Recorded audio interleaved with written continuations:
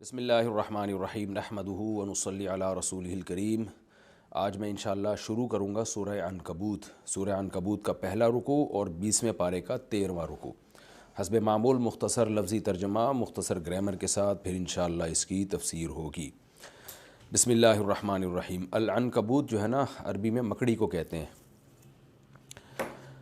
الف لام میم، احسب الناس، کیا لوگوں نے گمان کر رکھا ہے، حسب یحسب کئی بار یہ لفظ گزر چکا، ان یترکو کہ وہ ترک کر دیے جائیں گے یعنی وہ چھوڑ دیے جائیں گے، ان یقولوا آمنا کہ وہ صرف کہہ دیں ہم ایمان لائے، یعنی صرف یہ کہنے پر کہ ہم ایمان لے آئے، کیا وہ لوگوں کا یہ خیال ہے ان کو چھوڑ دیا جائے گا؟ وہم لا یفتنون، اور ان کو فتنے میں نہیں ڈالا جائے گا، یعنی ان کو آزمائش میں نہیں ڈالا جائے گا۔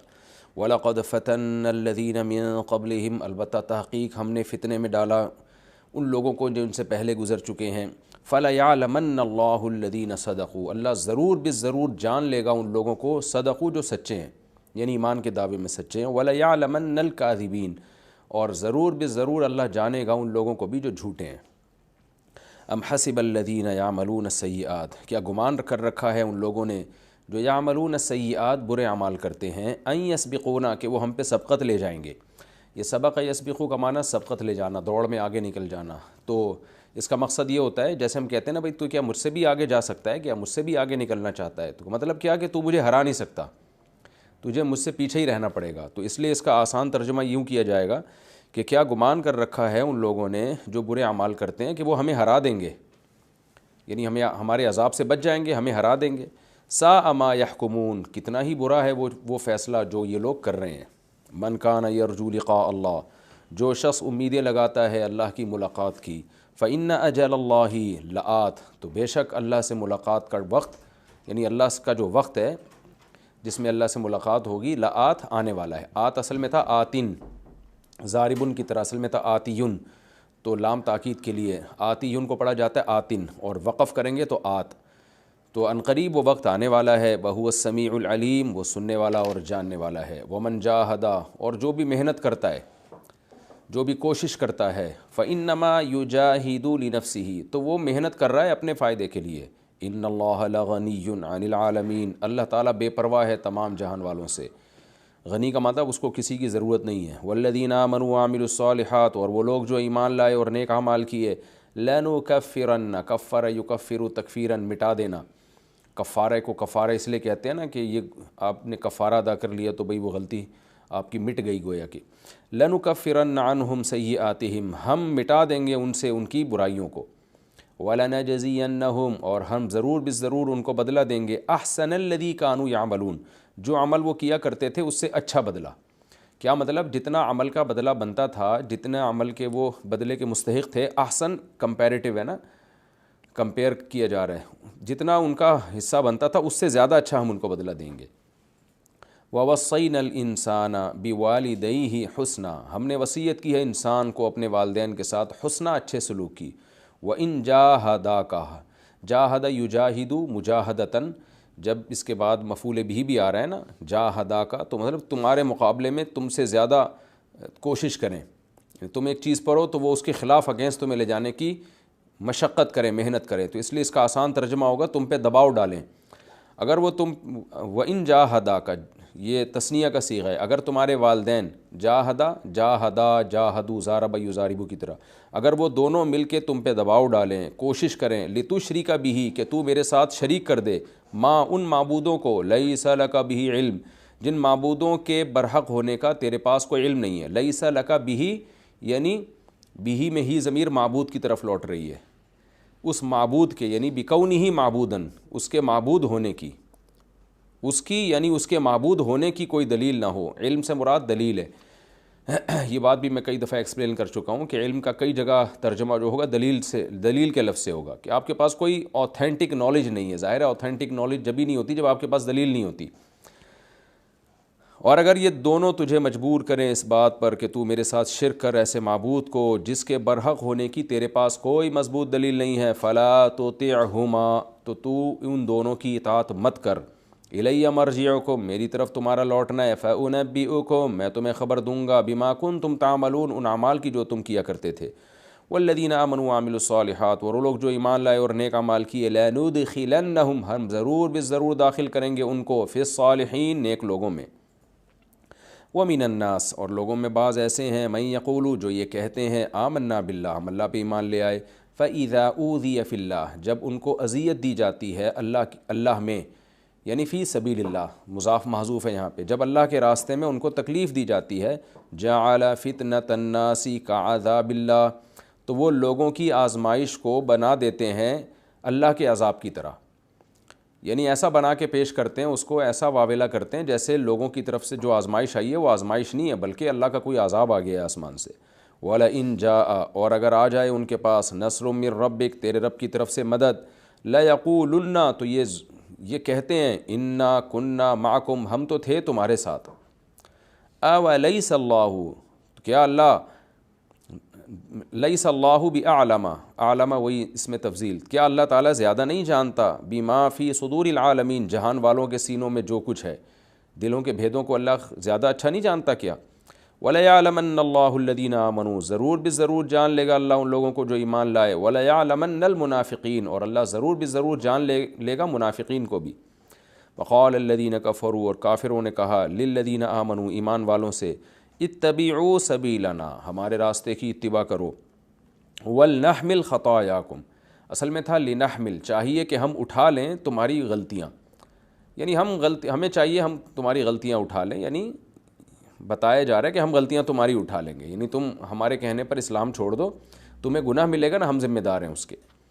وَمَا هُمْ بِحَامِلِينَ، اللہ فرماتے ہیں یہ نہیں اٹھانے والے، من خطاياہم، ان کی غلطیوں کو، من شیئن، ان کی غلطیوں میں سے کچھ بھی، ایک گناہ بھی ان کے ذمے یہ اٹھا کے اپنے کندھوں پہ نہیں رکھیں گے قیامت کے دن، انہم لکاذبون، یہ جھوٹ بول رہے ہیں، وَلَا يَحْمِلُنَّ أَثْقَالَهُمْ، بلکہ الٹا ہوگا کیا کہ ضرور بالضرور یہ لوگ اٹھائیں گے اپنا بوجھ،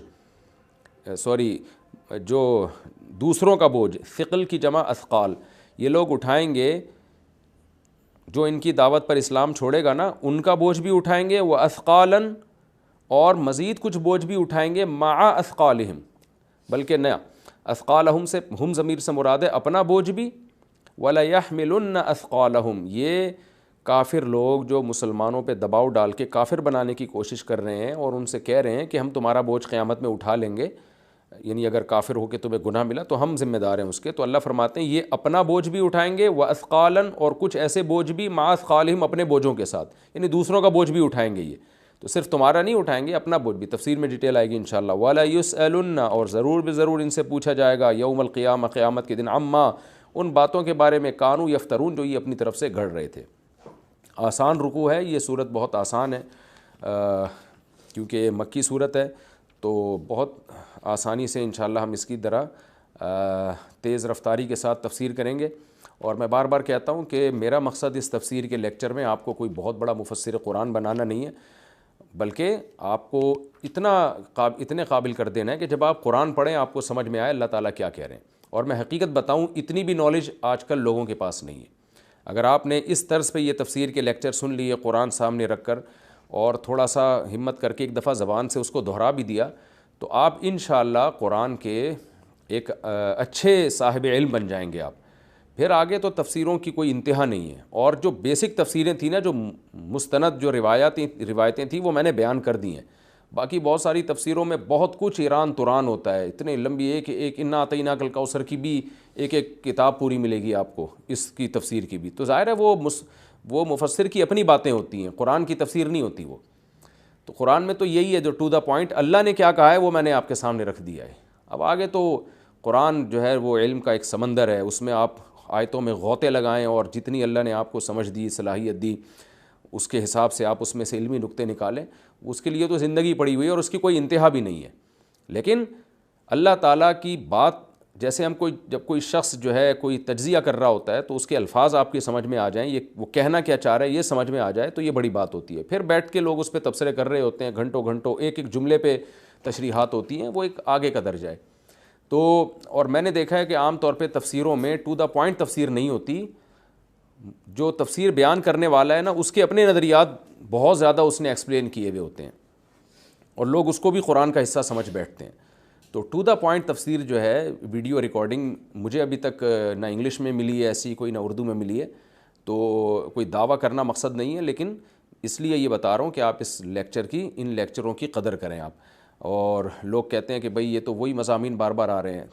یہ تفسیر سننے میں شاید آپ کو وہ لطف نہ آئے، لیکن جب آپ کو قرآن آ جائے گا، آپ جب بیٹھ کے تلاوت کریں گے تو پھر انشاءاللہ ان لیکچروں کی قدر کریں گے آپ کو احساس ہوگا کہ بھئی ہمیں الحمدللہ قرآن سمجھ میں آنا شروع ہو گیا. اور پھر جب آپ روانی سے تلاوت کریں گے آپ کے دل پہ اثر ہوگا. تراویح میں جب آپ سنیں گے آپ کے دل پہ اثر ہوگا انشاءاللہ. تو الف لام میم احسب الناس ان یترکوا ان یقولوا آمنا. اللہ تعالیٰ فرماتے ہیں کیا لوگوں نے یہ گمان کر رکھا ہے کہ ان کو چھوڑ دیا جائے گا محض اس بات پہ کہ انہوں نے کہہ دیا ہم ایمان لے آئے. اس کا شان نزول بھی یہ ہے کہ صحابہ کرام جو تھے بہت زیادہ مشرکین کی طرف سے اور غیر مسلموں کی طرف سے بہت زیادہ آزمائشوں میں تھے. کچھ لوگوں نے اس صورت کی جو ہے کچھ آیتیں ہجرت کے بعد نازل ہوئی ہیں، تو ہجرت کے بعد والی اور کچھ ہجرت سے پہلے والی وہ اللہ نے ایک ہی صورت میں نازل کر دی. تو یعنی ایک ہی صورت میں اس کو نبی صلی اللہ علیہ وسلم نے رکھنے کا حکم دیا کیونکہ اللہ تعالیٰ کا حکم تھا. تو ہجرت کے وقت کچھ لوگوں نے ہجرت کر لی، کچھ لوگوں نے ہجرت نہیں کی. کچھ نے ہجرت کی تو ان پہ اتنا دباؤ ڈالا گیا وہ دوبارہ کافر ہو گئے. تو ایک آزمائش کا دور چل رہا تھا. تو آپ کو پتہ ہے قرآن مجید میں بہت زیادہ تسلیاں بھی ہیں کہ آپ صبر کریں، لیکن قرآن میں تسلی کا ایک دوسرا انداز بھی ہے. یہ دوسرا انداز اللہ نے اس صورت میں اختیار فرمایا، اور وہ یہ کہ بھئی آزمائشیں تو آئیں گی. تم جنت میں جانا چاہتے ہو، ہمیشہ کی کامیابی چاہتے ہو، تو تم کیا یہ سمجھتے ہو کہ صرف تم زبان سے بول دو ہم ایمان لے آئے تو اللہ مان لے گا اس دعوے کو؟ کیا دنیا میں کبھی ایسا ہوا کہ آپ نے کسی سے محبت کا دعویٰ کیا اور سامنے والے نے صرف زبانی دعوے پر آپ کو مان لیا؟ ہر جگہ ثبوت دکھایا جاتا ہے.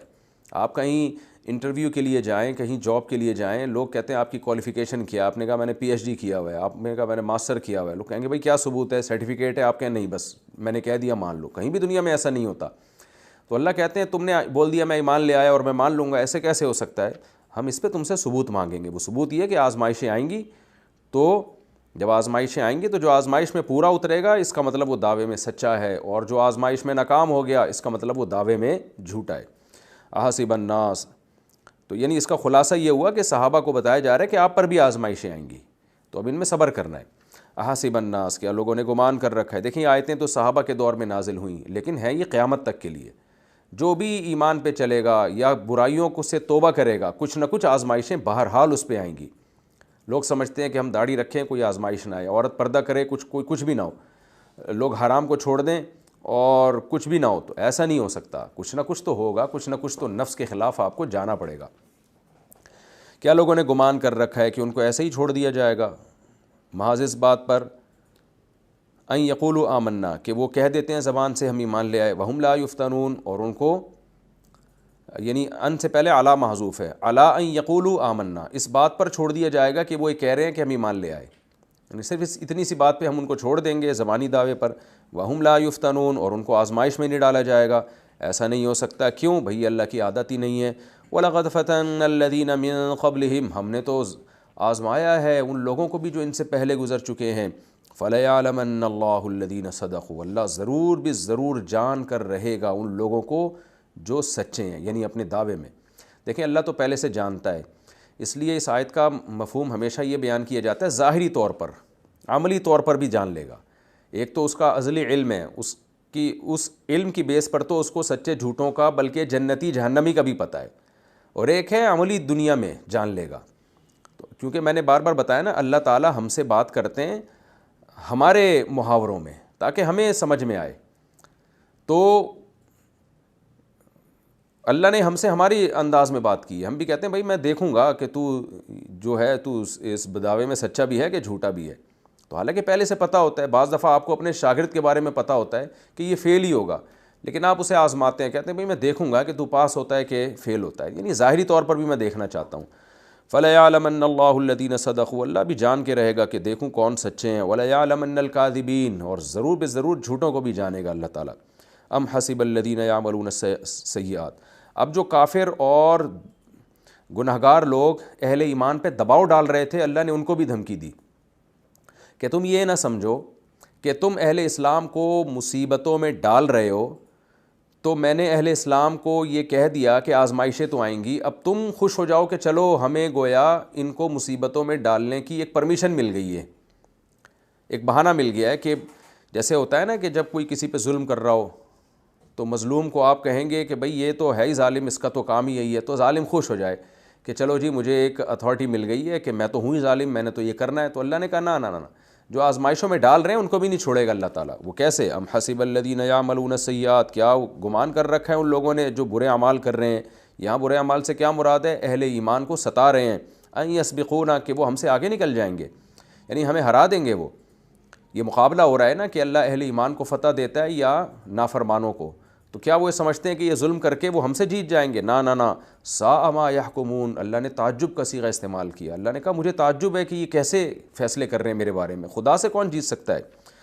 پھر آگے اللہ نے صحابہ کو تسلی دی اور قیامت تک کے لیے اہل ایمان کو تسلی دی کہ تم جو ان آزمائشوں میں گھرے ہوئے ہو، عورت پردہ کر رہی ہے آج کے دور میں، مرد نماز کی پابندی کر رہا ہے، حرام سے بچ رہا ہے اور اپنے عقیدوں کو صحیح کر رہا ہے، اور صحابہ کے دور میں تو اور بھی آزمائش تھی، ایمان پہ قائم ہے، تو اللہ کہتے ہیں یہ سب کچھ تم اللہ سے ملاقات کی امید پہ کر رہے ہو کہ ایک دن اللہ سے ملاقات ہوگی اور اللہ ان آزمائشوں میں ہمیں ان کا بدلہ دے گا ہمیں۔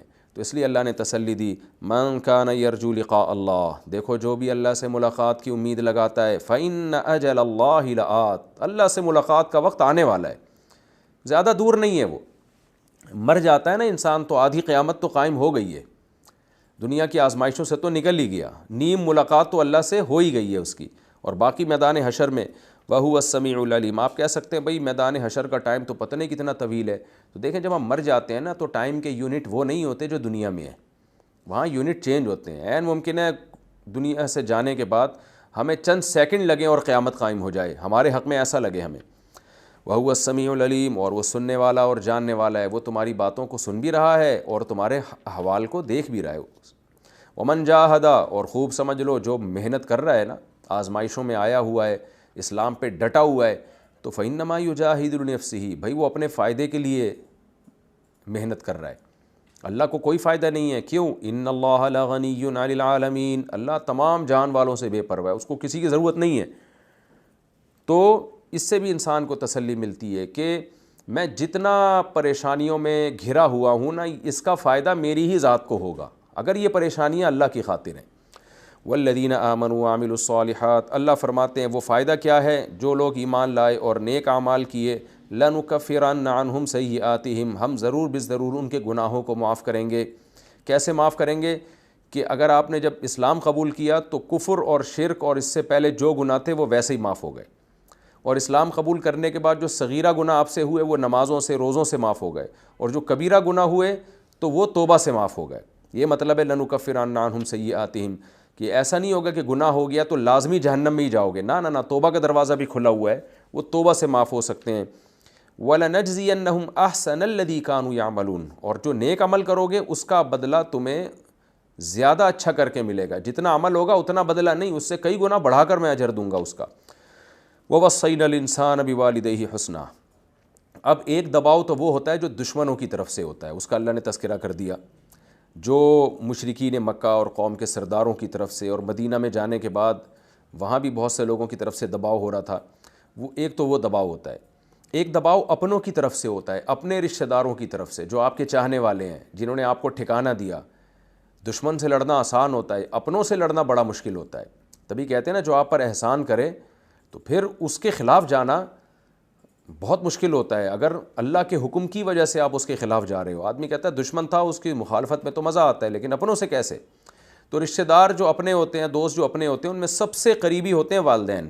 اللہ نے والدین کا الگ سے تذکرہ کیا کہ بھائی والدین اگر تم پہ دباؤ ڈال رہے ہیں تو ان کے دباؤ میں آ کے بھی تم اللہ کے دین کو نہیں چھوڑ سکتے۔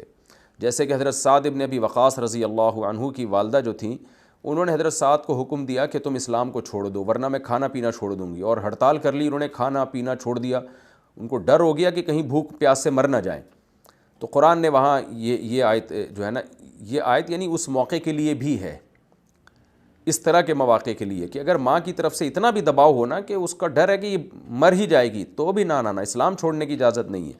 وَوَصَّيْنَا الْإِنسَانَ بِوَالِدَيْهِ حُسْنًا، اللہ فرماتے ہم نے انسان کو وصیت کی اپنے والدین سے اچھا سلوک کرے، باپ ہو یا ماں، والدین دونوں کا تذکرہ کیا۔ یعنی پہلا اللہ نے، دیکھیں کتنی عجیب بات ہے، اصل میں تو اس آیت میں یہ بتانا مقصد تھا کہ دشمنوں کی طرف سے دباؤ ہو تو بھی اسلام نہیں چھوڑنا، والدین کی طرف سے، اپنوں کی طرف سے دباؤ ہو، اور اپنوں میں سب سے قریبی اپنے ہوتے ہیں والدین، ان کی طرف سے بھی دباؤ ہو تو بھی اسلام نہیں چھوڑنا۔ اصل تو حکم یہ تھا، لیکن ماں باپ کا مقام دیکھیں آپ، اللہ نے اسلام نہ چھوڑنے کا حکم بعد میں بیان کیا، ان کے ساتھ حسن سلوک کا حکم پہلے بیان کیا، کہ ایسا نہ ہو کہ تم ماں باپ کو عام دشمنوں پہ قیاس کرنا شروع کر دو اور یہ سمجھو کہ بھئی یہ لوگ مجھے اسلام کے خلاف لے کے جا رہے ہیں تو اب جو ہے کیا نام ہے یہ بھی میرے دشمن ہیں، لہذا میں ان کے ساتھ اب بدسلوکی کروں گا۔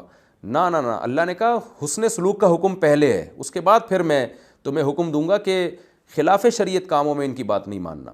اس سے پتہ چلتا ہے بھئی والدین کا حقوق کتنا ہے، حقوق کتنے زیادہ ہیں۔ اور دوسری بات یہ کہ اللہ نے وصیت کا لفظ استعمال کیا۔ وصیت کہتے ہیں مرتے ہوئے جب آپ کوئی نصیحت کرتے ہیں تو بہت امپورٹنٹ نصیحت ہوتی ہے، تو اللہ پر تو موت نہیں آتی، اللہ تو ہمیشہ سے ہمیشہ رہے گا، لیکن وصیت کا لفظ اللہ نے تاکید کے لیے استعمال کیا کہ یہ معمولی حکم نہیں ہے، بہت ہی اہم حکم ہے۔ وَوَصَّيْنَا الْإِنسَانَ بِوَالِدَيْهِ، ہم نے انسان کو وصیت کر دی ہے کہ اس کے والدین کے ساتھ حسناً اچھا سلوک کرے۔ وَإِن جَاهَدَاكَ، اور اگر وہ دونوں مل کے تمہیں مجبور کریں، باپ بھی اور ماں بھی، لِتُشْرِكَ بِي، کہ تم میرے ساتھ شریک کرو، مَا لَيْسَ لَكَ بِهِ علم، ایسے معبود کو جس کے برحق ہونے کی تمہارے پاس کوئی دلیل نہیں ہے۔ ظاہر ہے اللہ کے سوا جتنے بھی معبود ہیں کسی کے برحق ہونے کی بھی کوئی دلیل نہیں ہے۔ فَلَا تُطِعْهُمَا، تو ان دونوں کی اطاعت مت کرو۔ پھر نہیں ماننا۔ آج غیر مسلم جتنے بھی ہیں زیادہ تر یہی کہتے ہیں یار ہمارے ماں باپ ہندو تھے تو ہم بھی ہندو ہیں، ہم باپ اور ماں کے اتنے احسانات ہیں، ہم ان کے مذہب کو کیسے چھوڑ دیں؟ تو کیا اللہ سے زیادہ احسانات ہیں؟ یہ باپ اور ماں کی نعمت بھی تو اللہ نہیں دی ہے آپ کو، تو یہ کیسی عجیب بے عقلی کی بات ہے بھائی۔ اور اللہ کب کہہ رہے بس سلوکی کریں، ماں باپ کے احسانات ہیں ان کا دنیا میں بدلہ دیں، آپ ان کو کما کے کھلائیں، ان کی بیمار پرسی کریں، ان سے ملاقات رکھیں، ان کے لیے دعائیں کریں، یہ حسن سلوک ہوتا ہے۔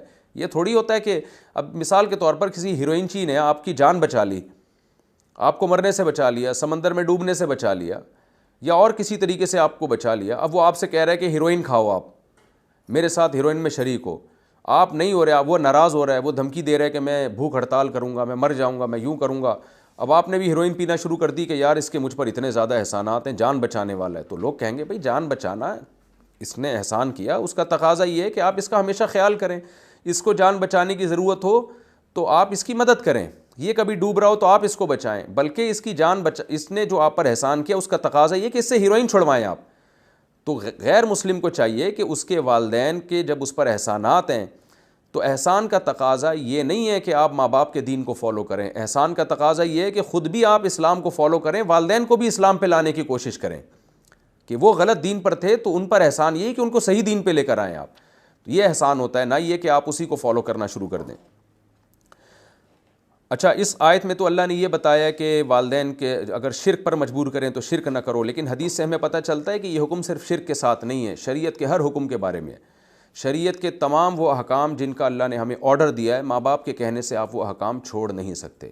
ماں باپ آپ کو حکم دے رہے ہیں کہ جی وہ کوئی بھی ناجائز کام کا حکم دے رہے ہیں، جیسے بیٹی کو باپ کہہ رہا ہے کہ پردہ مت کرو، یا ماں کہہ رہی ہے کہ پردہ مت کرو، ساس بہو کو کہہ رہی ہے کہ پردہ مت کرو، تو یہ چیزیں مخلوق کے کہنے پہ آپ نہیں کر سکتے۔ یہاں تک کہ اگر شوہر بھی بیوی کو کہتا ہے کہ پردہ مت کرو تو بیوی شوہر کی اطاعت نہیں کرے گی۔ شوہر بیوی کو کہتا ہے دیور سے پردہ مت کرو تو یہاں دیور سے پردہ فرض ہے، کیونکہ صحیح حدیث میں نبی صلی اللہ علیہ وسلم کا ارشاد ہے لا طاعۃ لمخلوق فی معصیۃ الخالق، مخلوق کی اطاعت میں اللہ کی نافرمانی جائز نہیں ہے، تو یہ قاعدہ شریعت نے بیان کر دیا۔ باقی مباح کاموں میں ماں باپ کا کیا حکم ہے؟ جو بھی مباح کام ہے، جو جائز کام ہے، ان میں والدین کی اطاعت لازم ہے، بشرطے کہ آپ کی استطاعت میں ہو۔ اچھا، کچھ مباح کام ایسے ہیں کہ جو یعنی ہیں تو مباح کا مطلب جو حلال ہیں، یعنی کوئی فرض واجب نہیں ہے، نہ سنت ہیں، بس ویسے جائز ہے، لیکن اس کا تعلق آپ کے فیوچر سے ہے، آپ کے مستقبل سے ہے، آپ کی اپنی سوچ سے ہے، تو وہاں بھی والدین کی اطاعت جائز تو ہے، لازم نہیں ہے۔ جیسے تجارت کرنا، تعلیم حاصل کرنا، اب آپ کا دل چاہتا ہے میں ڈاکٹر بنوں، ماں باپ کہتے ہیں نہیں جی انجینئر بنو، تو ٹھیک ہے ماں باپ کے کہنے پر آپ انجینئر بن جائیں، اچھی بات ہے، لیکن نہیں بنتے، ڈاکٹر ہی بنتے ہیں تو اس قسم کی نافرمانی میں گناہ نہیں ملتا، کیونکہ یہ چیزیں کیا کہلاتی ہیں کہ بھئی یہ انسان کا اپنا ذوق ہوتا ہے، سفر کرنا، تو وجہ اس کی یہ کہ اگر ان چیزوں میں بھی ماں باپ کی اطاعت لازم ہونا تو بعض ماں باپ تو پھر بہت ظلم زیادتی کر رہے ہوتے ہیں، وہ کچھ کرنے ہی نہیں دیتے اولاد کو۔ تو یہ مباح چیزیں کہلاتی ہیں، ان میں انسان کی اپنی رائے کا وہ ہوتا ہے۔ اس لیے علماء نے یہ مسئلہ صدیوں پہلے کتابوں میں لکھا ہے کہ اگر آپ سفر کر کے جانا چاہتے ہیں، کہیں تجارتی سفر ہے یا علم حاصل کرنے کے لیے، اور ماں باپ آپ کو روکتے ہیں، تو آپ پر لازم نہیں ہے، کیونکہ سفر ہی سے انسان کے دروازے کھلتے ہیں۔ البتہ یہ ضرور ہے کہ اگر ماں باپ خدمت کے محتاج ہیں، اکلوتے بیٹے ہیں آپ، تو پھر آپ کے لیے جائز نہیں ہے کہ آپ ماں باپ کی مرضی کے بغیر سفر کریں۔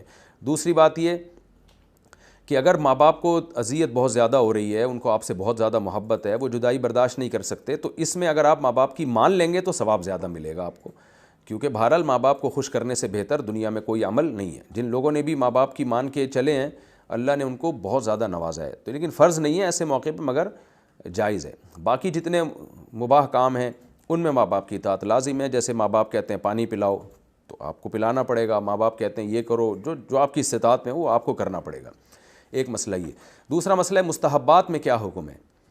جیسے تہجد پڑھنا مستحب عمل ہے، سنت عمل ہے، اس میں اگر ماں باپ کہتے ہیں آپ کو کہ تہجد مت پڑھو، تو پھر خوب سمجھ لیں اس میں ماں باپ کی اطاعت بہتر یہی ہے کہ نہ کرے اطاعت، کیونکہ یہ اللہ رسول صلی اللہ علیہ وسلم کی سنتیں ہیں، اور اس سنت کو کرنے سے ماں باپ کو کوئی نقصان بھی نہیں ہو رہا، تو پھر ایسے موقع پہ شریعت کے جو مستحب حکم ہے اس کو ماں باپ پہ ترجیح دی جائے گی۔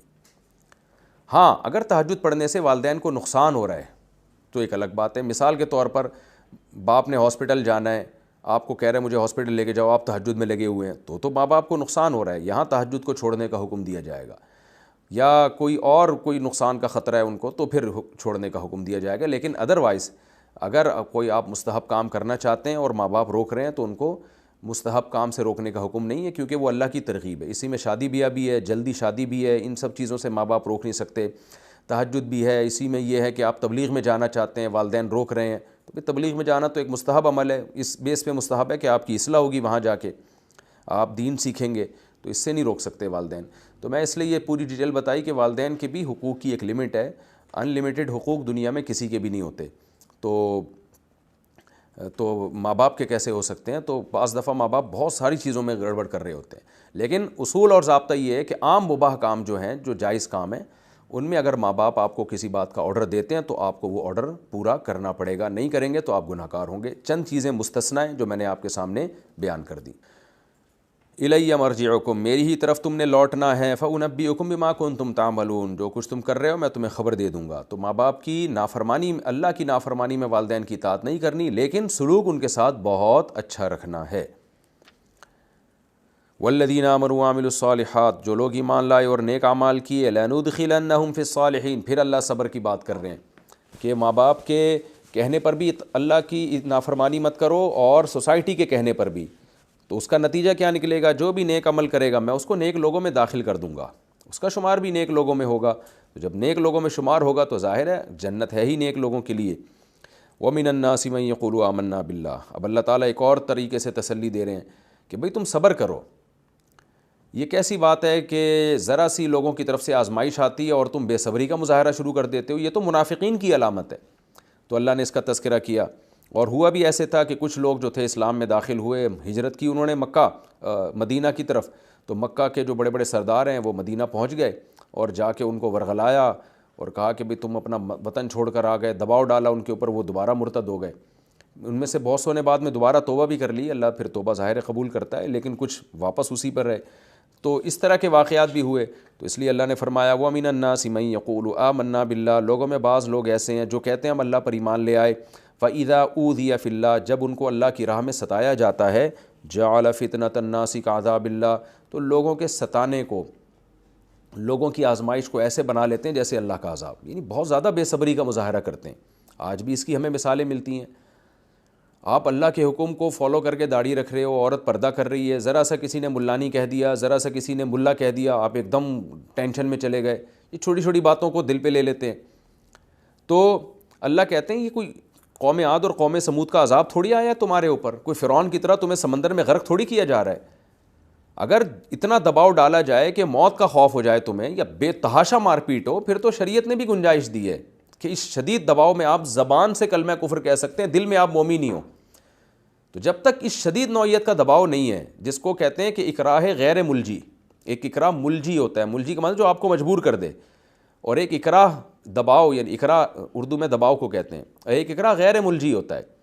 تو غیر ملجی جو ہے اس میں تمہیں صبر کرنا چاہیے.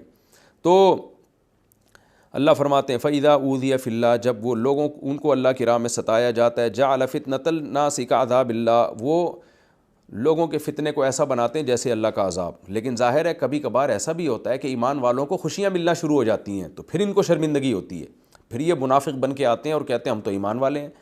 بعض دفعہ یہ بھی ہوتا ہے. اب دیکھیں آج کے دور میں بھی جہاں دیندار بہت سی آزمائشوں میں ہیں، وہاں دینداروں کو بہت سے فائدے بھی حاصل ہو رہے ہوتے ہیں. نبی کے دور میں بھی تھا، آج بھی. نبی کے دور میں کیا تھا، خاص طور پر جنگوں میں، کہ جب جنگ ہوتی تھی تو منافق لوگ کہتے تھے ہم تو کافروں کے ساتھ ہیں. ان کو پتہ تھا پلڑا کافروں کا بھاری ہونا ہے، وہ بہت پاورفل ہیں. لیکن فتح ہو گئی تو پھر پریشان ہوتے تھے، یار یہ تو مسلمانوں کو فتح ہو گئی. تو اس قسم کی مثالیں اس دور میں بھی تھیں، آج بھی ہیں. تو اس لیے اللہ نے فرمایا کہ لوگوں میں بعض ایسے نالائق لوگ ہیں کہ جب ان کو اللہ کی راہ میں ستایا جاتا ہے تو انسانوں کی آزمائش کو ایسے بناتے ہیں جیسے اللہ کا عذاب. وَلَئِن جَاءَ نَصْرٌ مِّن رَّبِّكَ، لیکن تیرے رب کی طرف سے مدد آ جائے، لَيَقُولُنَّ إِنَّا كُنَّا مَعَكُمْ، تو کہتے ہیں ہم تو آپ کے ساتھ ہیں بھائی، ہم بھی تو کلمہ پڑھتے ہیں، ہم بھی تو دیکھو اس دن میں نے بھی جمعے کی نماز پڑھی تھی، اس دن میں بھی ظہر میں آیا ہوا تھا نماز پڑھنے کے لیے. أَوَلَيْسَ اللَّهُ بِأَعْلَمَ بِمَا فِي صُدُورِ الْعَالَمِينَ، اللہ کہتے ہیں کیا اللہ جانتا نہیں ہے جہان والوں کے دلوں میں کیا چھپا ہوا ہے؟ اللہ کو زیادہ کیا خوب معلوم نہیں ہے؟ تم انسانوں کو بیوقوف بنا سکتے ہو، اللہ کو دھوکے میں نہیں ڈال سکتے. اس لیے آگے اللہ نے اسی بات کا دوبارہ تکرار کرایا، وَلَيَعْلَمَنَّ اللَّهُ الَّذِينَ آمَنُوا، دیکھو اللہ ضرور ضرور جانے گا ان لوگوں کو جو ایمان لائے، یعنی ظاہری طور پر بھی جان کے رہے گا ان کو. وَلَيَعْلَمَنَّ الْمُنَافِقِينَ، اور جو منافق ہیں ان کو بھی نہیں چھوڑے گا اللہ، ان کو بھی ظاہر جانے گا، یعنی ایکسپوز کرے گا ان کو دنیا کے سامنے، ظاہری طور پر جانے گا ان کو. ظاہر جب کوئی چیز ہوتی ہے سب کو پتہ چل جاتا ہے کہ یہ کیا ہے. وَقَالَ الَّذِينَ كَفَرُوا لِلَّذِينَ آمَنُوا، بہت سے کافر جب دباؤ ڈالتے تھے اہل اسلام پر کہ تم اسلام چھوڑ دو، تو مسلمان یہ کہتے تھے بھائی آخرت میں ہمارا کیا بنے گا، ہم تو کفر کی وجہ سے جہنم میں جائیں گے. آج بھی ایسا ہوتا ہے کہ کوئی شخص دین پر عمل کرنا چاہتا ہے یا کوئی خاتون دین پر عمل کرنا چاہتی ہے تو رشتہ داروں کی طرف سے دباؤ پڑتا ہے، اور وہ کہتے ہیں کہ بھائی تو یہ دیندار کیا کہتا ہے جواب میں کہ بھائی میں نے اللہ کو جواب دینا ہے. تو وہ کہتے ہیں بھائی ہم جواب دہ ہوں گے، بس ہم جو کہہ رہے ہیں وہ کرو، یہ جواب دہ ہم ہوں گے. یہ بھی اسٹائل آج بھی ہے لوگوں کا، یار یہ ہم تمہارا بوجھ اٹھا لیں گے، ہم تمہاری جگہ جہنم میں چلے جائیں گے، ٹھیک ہے تم بخشائے جاؤ گے. اس طرح کی باتیں پہلے بھی تھیں. تو اللہ نے اس کا جواب یہ دیا کہ یہ جھوٹ بول رہے ہیں، بلکہ تمہارا بوجھ تمہارے کندھوں پہ بھی ہوگا اور ان کا بوجھ ان کے کندھوں پہ بھی، اور ان کا اپنا بوجھ بھی ان کے کندھوں پر، یعنی تمہیں بھی جہنم سے نہیں بچا سکتے، اور ان باتوں کی وجہ سے دگنے مجرم یہ خود بھی ہوں گے. اس لیے اللہ نے فرمایا وقال الذین کفروا، کافروں نے کہا للذین آمنوا، ایمان والوں سے، اتبعوا سبیلنا، ہمارے راستے کو فالو کرو، ولنحمل خطایاکم، ہمیں چاہیے کہ ہم تمہاری برائیوں کا بوجھ اٹھا لیں، قیامت کے دن ہم اٹھا لیں گے اور تم فری ہو جاؤ گے. اللہ فرماتے ہیں وما ہم بحاملین من خطایاہم من شیء، یہ اٹھانے والے نہیں ہیں ان مسلمانوں کے بوجھ میں سے کچھ بھی، ان کے گناہوں کا بوجھ یہ کافر نہیں اٹھائیں گے. یہاں اٹھانے کا مطلب یہ ہے اس طور پر کہ ان کا بوجھ ہلکا ہو جائے، ختم ہو جائے اور ان کے کندھوں پہ آ جائے، اس طور پہ نہیں اٹھائیں گے. ہاں ایک اور طریقے سے اٹھائیں گے، وہ آگے آ رہا ہے. وہ کیا ہوگا؟ انہم لکاذبون، یہ جھوٹ بول رہے ہیں. وَلَيَحْمِلُنَّ أَثْقَالَهُمْ، اللہ فرماتے ہیں یہ اپنا بوجھ بھی اٹھائیں گے، وَأَثْقَالًا مَّعَ أَثْقَالِهِمْ، اور اپنے بوجھ کے ساتھ اور بھی بہت سارے بوجھ، یعنی تمہیں جو گمراہ کرنے کا بوجھ ہے نا وہ بھی اٹھائیں گے. کیونکہ اگر تم گمراہ ہو رہے ہو ان کے کہنے پر تو تمہیں تمہاری گمراہی کا اپنا گناہ بھی ملے گا، اور وہ گناہ میں یہ ان کے کندھوں پر بھی ہوگا، یعنی اس گناہ کے ڈبل بوجھ ہوں گے، دو بوجھ ہوں گے، ایک تمہارے کندھوں پر اور ایک ان کے کندھوں پر. اس کی مثال حدیث میں ہے کہ جس نے کسی برائی کو جاری کیا نا، تو جو برائی کرتا ہے اس کو تو گناہ ملتا ہے، اس برائی کا پورا بوجھ یہ بھی اٹھائے گا جس نے اس کو تبلیغ کی تھی. اور اگر آپ کوئی نیکی کرواتے ہیں کسی سے، نیکی کی ترغیب دیتے ہیں، تو جو نیکی کرتا ہے اس کو بھی ثواب ملتا ہے، اور جس نے نیکی کی ترغیب دی اس کو بھی پورا ثواب ملے گا، کیونکہ اس کے کہنے پہ اس نے نیکی کی ہے. تو یہی حال ان کا بھی ہوگا. اللہ کہتے ہیں کہ یہ ایسا بوجھ اٹھائیں کہ اٹھا کے اپنے کندھے پہ رکھ لیں اور تمہارے کندھے فری ہو جائیں، یہ پاسبل نہیں ہے. ہاں اس طور پر ضرور اٹھائیں گے کہ تمہیں جو انہوں نے گمراہ کیا اور تم ان کے کہنے کی وجہ سے کافر ہو گئے یا تم نے گناہ شروع کر دیے، تو ان گناہوں کا بوجھ تمہارے کندھوں پہ بھی ہوگا اور ان کے کندھوں پہ اپنے بوجھ کے ساتھ ایک اور بوجھ ہوگا، یعنی ڈبل مجرم ہوں گے یہ. وَلَا يُسْأَلُنَّ يَوْمَ الْقِيَامَةِ عَمَّا كَانُوا يَفْتَرُونَ، اور ان سے ضرور پوچھا جائے گا جو جھوٹ یہ گڑھا کرتے تھے، قیامت کے دن پوچھا جائے گا کہ تم نے کیسے یہ کہہ دیا کہ تم برے اعمال کر لو تمہارا بوجھ ہم اٹھا لیں گے، تم یہ گناہ کر لو اور ہم ذمہ دار ہیں۔ آج یوں تو نہیں کہا جاتا کہ ہم تمہارا بوجھ اٹھائیں گے، لیکن یہ کہا جاتا ہے ابے تو یہ کر لے، میں ذمہ دار ہوں، دیکھا جائے گا، میں ہوں۔ تو یہ بہت خطرناک جملہ ہے۔ اللہ کہے گا تو اس کے جرم کا بھی ذمہ دار ہے، اپنے جرم کا بھی ذمہ دار ہے، اور جو تیرے کہنے پہ جرم کر رہا ہے اس کو بھی نہیں بخشوں گا میں۔ یہ ہمارا رکوع الحمدللہ کمپلیٹ ہو گیا، اور یہ رکوع الحمدللہ ہمارا کمپلیٹ ہو گیا۔ اب ہم اگلے رکوع کی طرف چلتے ہیں، اور یعنی سورہ عنکبوت کا رکوع نمبر 2 اور 20ویں پارے کا رکوع نمبر 14۔ مختصر لفظی ترجمہ، مختصر گرامر، بہت آسان ترجمہ ہے، بہت آسان تفسیر ہے، تو 5 منٹ میں ترجمہ انشاءاللہ مکمل ہو جائے گا اس کا۔ بسم اللہ الرحمن الرحیم۔ وَلَقَدْ أَرْسَلْنَا نُوحًا إِلَىٰ قَوْمِهِ، البتہ تحقیق ہم نے نوح کو ان کی قوم کی طرف بھیجا۔ فَلَبِثَ فِيهِمْ، وہ رہے اپنی قوم میں، أَلْفَ سَنَةٍ 1000 سال، إِلَّا 50 عاما، سوائے 50 کے، یعنی 950 سال۔ فَأَخَذَهُمُ الطُّوفَانُ، اس قوم کو طوفان نے پکڑ لیا، وَهُمْ ظَالِمُونَ، اور وہ ظالم لوگ تھے۔ فَأَنْجَيْنَاهُ، ہم نے نوح کو نجات دی، وَأَصْحَابَ السَّفِینَہ، اور کشتی والوں کو نجات دی، وَجَعَلْنَاهَا آیَةً لِلْعَالَمِینَ، اور اس کشتی کو ہم نے جہان والوں کے لیے ایک نشانی بنا دیا۔ وَإِبْرَاهِيمَ، اور ابراہیم کو بھی یاد کرو، اذ قال لقومه، جب ابراہیم نے اپنی قوم سے کہا، اعبدوا اللہ، اللہ کی عبادت کرو، واتقوہ، اور اس اللہ سے ڈرو، ذالکم خیر لکم ان کنتم تعلمون، یہ تمہارے لیے بہتر ہے اگر تم جانو۔ انما تعبدون من دون اللہ اوثانا، بے شک تم تو عبادت کرتے ہو اللہ کے سوا بتوں کی، صرف بتوں کی عبادت کر رہے ہو تم۔ صرف کا مطلب یہاں پر یہ ہے کہ یعنی یہ معبود نہیں ہے، محض ایک بت ہیں۔ وثن کہتے ہیں بت کو، اوثان اس کی جمع۔ یہ مطلب نہیں کہ صرف بتوں کی کرتے ہو، کسی اور کی نہیں کرتے، پتہ نہیں کس کس کی کر رہے ہوں گے، یعنی صرف بت ہی ہیں، یہ کوئی الہ نہیں ہے، نرے بت ہیں پتھر کے بنے ہوئے، یہ مطلب ہے صرف کی۔ انما تعبدون من دون اللہ اوثانا، تم تو نرے بتوں کی عبادت کرتے ہو، وتخلقون افکا، اور جھوٹ گھڑتے ہو۔ خلق یخلقو کا معنی پیدا کرنا بھی ہوتا ہے، یہاں گھڑنا مراد ہے، یعنی اپنی طرف سے ایک چیز گھڑ لی ہے نہیں تم نے۔ افک جھوٹ کو کہتے ہیں، واقع افک تھا نا جو سورہ نور میں جس کی پوری تفصیل، تو ایک جھوٹ تم نے گھڑا ہوا ہے، وہ جھوٹ یہی ہے کہ یہ معبود ہیں۔ ان الذین تعبدون من دون اللہ، تم اللہ کو چھوڑ کر جن کی عبادت کرتے ہو، لا یملکون لکم رزقا، یہ تمہارے لیے رزق کے مالک نہیں ہیں۔ فابتغوا عند اللہ الرزق، ابتغاء کئی بار یہ لفظ آ چکا ہے، تلاش کرو اللہ کے پاس رزق کو، واعبدوہ، اور اسی کی عبادت کرو، واشکروا لہ، اور اس کا شکر ادا کرو، الیہ ترجعون، اسی کی طرف تم لوٹائے جاؤ گے۔ وَإِن تُكَذِّبُوا، اور اگر تم تکذیب کرتے ہو، فَقَدْ كَذَّبَ أُمَمٌ مِّن قَبْلِكُمْ، تو تحقیق بہت ساری قومیں تم سے پہلے جھٹلا چکی ہیں، یعنی پیغمبروں کو، امہ کی جمع امم۔ وَمَا عَلَى الرَّسُولِ إِلَّا الْبَلَاغُ الْمُبِينُ، اور نہیں ہے رسول کے ذمے مگر واضح طور پر پہنچا دینا۔ اولم یروا، کیا یہ دیکھتے نہیں ہیں، کیف یبدئ اللہ الخلق، کیسے اللہ مخلوق کو پہلی دفعہ بناتا ہے۔ ابدأ یبدئ، ابدان ابتدا کرنا، خلق بمعنی مخلوق، مخلوق کو کیسے پہلی دفعہ بناتا ہے۔ ثم یعیدہ، پھر وہی اللہ اس مخلوق کو دوبارہ لوٹائے گا۔ ان ذلک علی اللہ یسیر، بے شک یہ بات اللہ پر بہت آسان ہے۔ قل سیروا فی الارض، اے نبی ان سے کہہ دیجئے چلو پھرو زمین میں، فانظروا، دیکھو، کیف بدأ الخلق، کیسے اللہ نے مخلوق کو پہلی دفعہ پیدا کیا۔ ثم اللہ، پھر اللہ تعالیٰ، ینشئ، انشاء کہتے ہیں کسی چیز کو پیدا کرنا نا، یعنی دوبارہ ابتدان پیدا کرنا، یعنی دوبارہ ابتدان پیدا کرے گا، بالکل فنا کرنے کے بعد دوبارہ پیدا کرنے کو ابتدان پیدا کرنے سے تعبیر کیا ہے۔ پھر اللہ اسے دوبارہ پیدا کرے گا، النشأۃ الآخرہ، دوسری دفعہ پیدا کرنا، اولا پہلی دفعہ، آخرہ جو ہے یعنی ایک دفعہ پہلے ہو چکا ہے، آخرہ کا مطلب دوبارہ دوسری دفعہ پیدا کرے گا۔ ان اللہ علی کل شیء قدیر، بے شک اللہ ہر چیز پر قدرت رکھتا ہے۔ یعذب من یشاء، جس کو چاہتا ہے عذاب دیتا ہے، ویرحم من یشاء، جس پہ چاہتا ہے رحم کرتا ہے، والیہ تقلبون، اور تم اسی کی طرف، قلب کا معنی لوٹنا، پلٹنا، تو اسی کی طرف پلٹ کے جاؤ گے۔ وما انتم بمعجزین فی الارض، اور تم نہیں ہو ہرا سکتے زمین میں، ولا فی السماء، اور نہ آسمان میں۔ کیا مطلب؟ اللہ کو، اعجز یعجز، اعجازا کا معنی عاجز کر دینا، تو ہم جب کسی کو ہرا دیتے ہیں تو اس کو عاجز کر دیتے ہیں، تو ہرانے کے معنی میں تم اللہ کو زمین یا آسمان میں ہرا نہیں سکتے۔ وما لکم من دون اللہ، اور نہیں ہے تمہارے لیے اللہ کے سوا، من ولی، کوئی دوست، ولا نصیر، اور نہ کوئی مددگار۔ یہ رکوع بھی الحمدللہ کمپلیٹ ہو گیا، بہت کمپلیٹ نہیں یعنی ترجمہ ہو گیا اس کا، آسان رکوع ہے۔ وقت ہمارا کمپلیٹ ہو چکا ہے، تو اگلے ایپیسوڈ میں انشاءاللہ اس رکوع سے شروع کروں گا، یعنی سورہ عنکبوت کا رکوع نمبر 2 اور 20ویں پارے کا رکوع نمبر 14، اس کی تفسیر انشاءاللہ میں شروع کروں گا۔ اللہ تعالیٰ سمجھنے کی، عمل کی توفیق عطا فرمائے۔ وما علینا الا البلاغ۔